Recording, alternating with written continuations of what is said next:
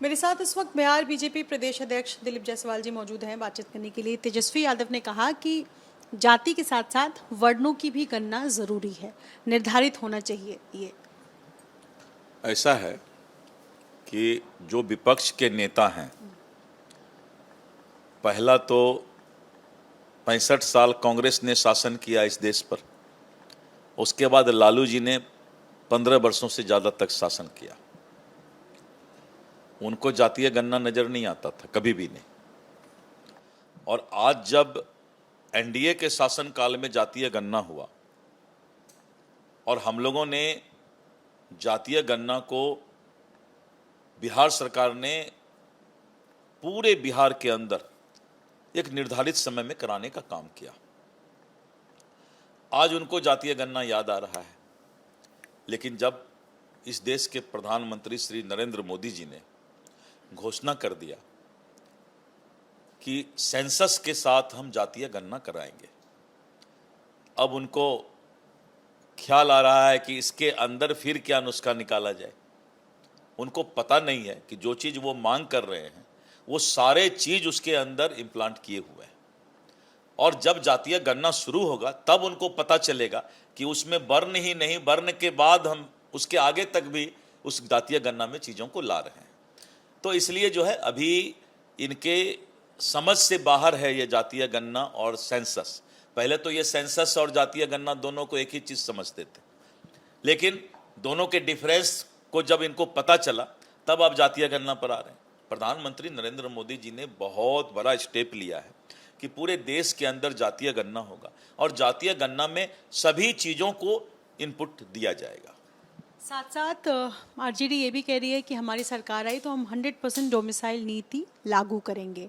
क्या काट है इसका बीजेपी के पास? चुनाव है आपके सर पे। आरजेडी इस बिहार में पहले सत्ता में रही है कि नहीं?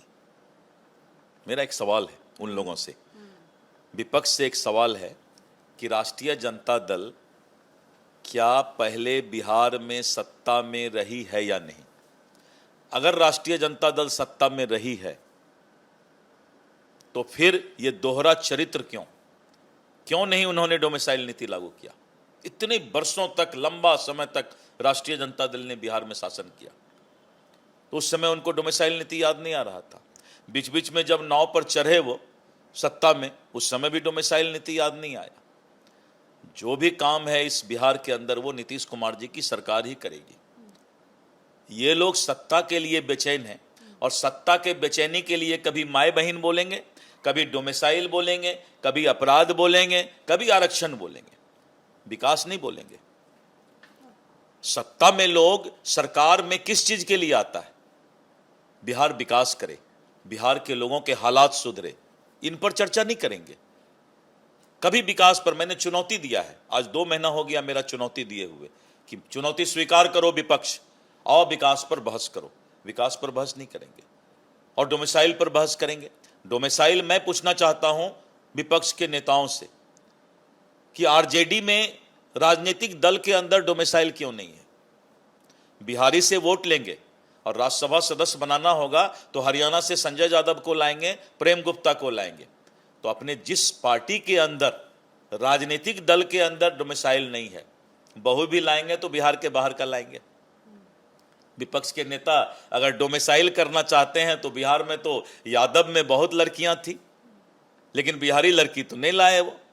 तो घर में भी डोमिसाइल नहीं, राजनीतिक दल में डोमिसाइल नहीं, और बेचैनी हो रहा है बिहार की। इन लोगों का चेहरा दोहरा चरित्र है। नीतीश कुमार जी के शासनकाल में ही सारा चीज इस बिहार को मिल रहा है और आगे भी मिलता रहेगा। शुक्रिया बातचीत करने के लिए। अपने सहयोगी शैलेश सिंह के साथ निदेश श्री, एबीपी न्यूज़ पटना।